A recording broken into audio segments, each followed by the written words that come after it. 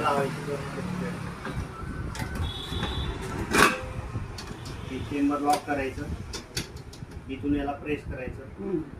जेव्हा तुम्हाला हळद, खोबरं, खारीक वगैरे काही दळायचं असेल तेव्हा ही पट्टी सरकवायची आणि ते एक एक करून वस्तू याच्यात टाकायची. टाकण्या अगोदर इथं एक बटन आहे, त्याला ते बटन आहे त्याला खाली करायचं, स्विच चालू करून हे बटनाला वरती करायचं. वरती केलं का चक्की चालू होते.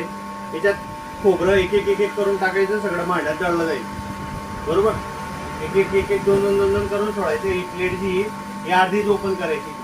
बरोबर, अर्धी ओपन केली का जेव्हा तुमचं पूर्ण दळलं जाईल तोपर्यंत चक्की चालू जाईल. याच्यामध्ये चक्की बंद होत नाही, ही चक्की चालू राहते. म्हणजे आपल्याला मिक्सर सारखं आहे, जसं दळायचं तेवढं आपण दळू शकतो. त्यानंतर आपल्याला हे पूर्ण दळलं गेलं का इथे एक स्विच आहे, खाली बटन आहे, ते बटन बंद करायचं, चक्की बंद होऊन जाते. बंद झाली का हा उपर काढून घ्यायचा,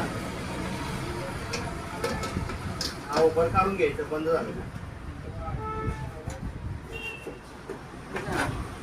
ऑल इन वन साठी, ऑल इन वन साठी. आता रेग्युलर साठी काय करायचं, रेग्युलर साठी हे लावायचं, आता लावायचं, हे क्लिक करायचं, इथं याला वरती करून द्यायचं. हे तुमचं रेग्युलर झालं, ही रेग्युलर सिस्टीम मध्ये.